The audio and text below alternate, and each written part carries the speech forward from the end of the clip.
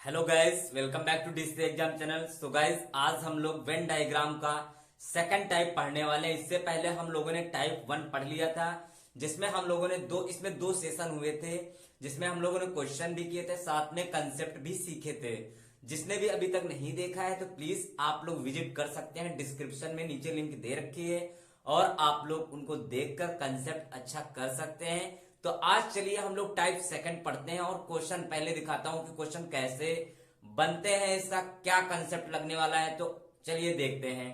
तो आपको जैसा कि यहां पर आपको दिखाई दे रहा है, आपको ऐसा डायग्राम, आपको क्वेश्चन दिखने को मतलब ऐसा आपको बना बनाया आपके स्क्रीन पर भी दिखाई देगा। ठीक है, ऐसा ही आपको डायग्राम, मतलब अब डायग्राम कैसा हो सकता है। तो देखो डायग्राम, इसमें आपको सर्कल बना रहे हो सकता है, या फिर आपका ट्रायंगल हो सकता है, रेक्टेंगल हो सकता है, कुछ भी हो सकता है। मतलब डायग्राम कुछ भी आपको बना देगा, इस तरह बना रहेगा। ठीक है, कुछ भी कोई भी आकृति दे देगा और आपसे 3-4 लगभग क्वेश्चन पूछ लेगा और 3-4 नंबर पक्के हो जाएंगे अगर इस टाइप का क्वेश्चन आ गया तो। और आता भी है, जैसा कि यहाँ पर क्वेश्चन पढ़ रहे हैं, दिए गए चित्र का अध्ययन कीजिए तथा दिए गए प्रश्नों के उत्तर दीजिए। ये हमारा डायग्राम है और ये हमारे इसके यहाँ पर 3 क्वेश्चन यहाँ पर दे रखे हैं। कितने? 3 क्वेश्चन दे रखे हैं और इसके आपको जवाब देने हैं। तो चलिए देखते हैं करते कैसे हैं इस क्वेश्चन को। तो पहले समझते हैं। तो देखो यहां पर लिखा हुआ है कि जो सर्कल है, सर्कल, ये सर्कल का नाम दिया गया है चॉकलेट, बताया गया। क्या? इस सर्कल का नाम दिया गया है चॉकलेट। तो देखो मैंने चॉकलेट लिख दिया है। ठीक है, अब जो ये ट्रायंगल दे रखा है, ये वाला ट्रायंगल ऐसे जो जा रहा है, ये ट्रायंगल, इस त्रिभुज का नाम दिया गया स्ट्रॉबेरी। क्या? स्ट्रॉबेरी दिया गया है। और जो हमारा ये स्क्वायर बना हुआ है, जो वर्ग बना हुआ है, इसका नाम दिया गया है वेनिला। क्या नेम दिया गया है? इसका नाम दिया गया है वेनिला दिया गया है। तो क्वेश्चन क्या कह रहा है? क्वेश्चन कह रहा है कि कितने बच्चे चॉकलेट, वेनिला तथा स्ट्रॉबेरी पसंद करते हैं। कितने बच्चे चॉकलेट, वेनिला तथा स्ट्रॉबेरी पसंद करते हैं, मतलब तीनों ही पसंद करते हैं। तो इनमें से ऐसी कौन सी तीनों में दिख रहे हैं जो तीनों में कॉमन हो? देखा जाए तो हमारा 15 नजर आ रहा है। क्यों?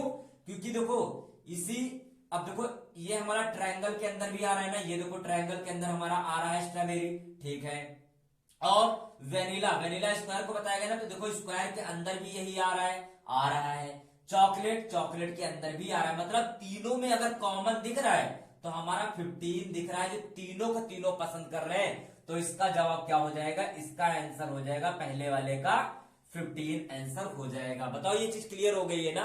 पहले वाले का जो आंसर होगा वो क्या हो जाएगा?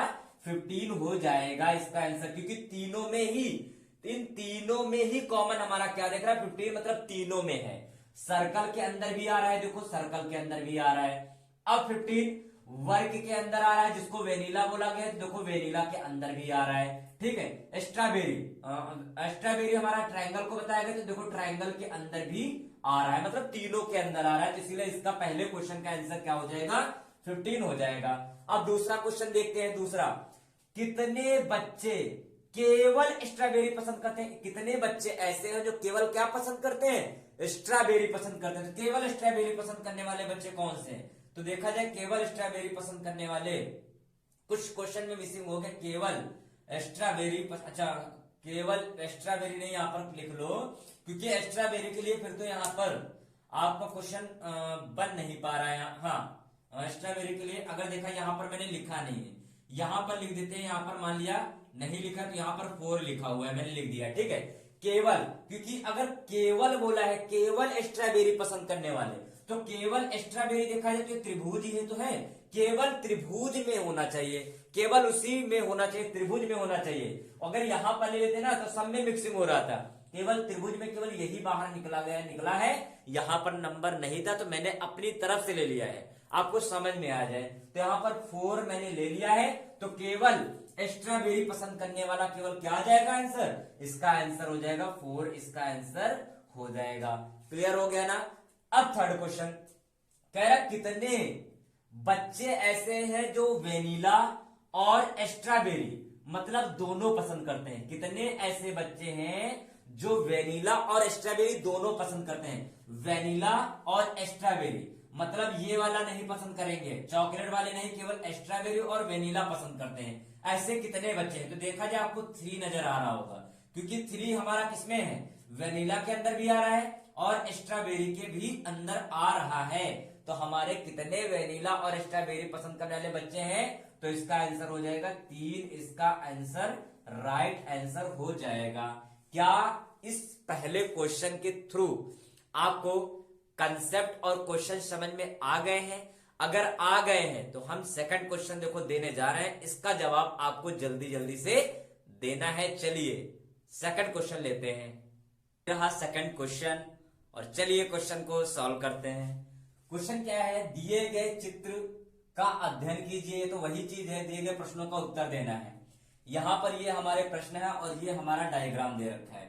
अब देखो यहां पर तीनों के तीनों हमारे सर्कल हैं, लेकिन इन तीनों सर्कलों का अलग अलग नेम दिया गया है। जैसा कि इस वाले सर्कल को क्या बताया गया, इस वाले सर्कल को वैज्ञानिक कहा जा रहा है और इस वाले सर्कल को क्या बताया गया, राजनीतिक कहा गया, राजनीतिज्ञ, ठीक है, और पॉलिटिशियन। और इस वाले को क्या कहा गया, इंडियन, मतलब भारतीय कहा गया इस वाले सर्कल को, ठीक है। इन तीनों के नाम देख लिया ना, ठीक है, इन तीनों के नाम देख लिए हैं। और ये यहां पर कुछ हमारे अल्फाबेट दे रखे हैं, ई सी, यहां पर डी है, यहां बी है, यहां एफ है और यहां पर जी है। अब क्वेश्चन देखते हैं क्वेश्चन में क्या हो रहा है। तो यहां पर पहला क्वेश्चन है, कह रहा है गैर भारतीय राजनीतिज्ञों के उस सेट का निर्देश कीजिए जो वैज्ञानिक है। क्वेश्चन समझ में आए? कह रहा गैर भारतीय मतलब भारतीयों को नहीं लेना है, गैर भारतीय ऐसे लोग, इनको छोड़कर ऐसे लोगों को लेना है जो राजनीतिज्ञ हो और वैज्ञानिक भी हो, ऐसे 2 लोगों को लेना है।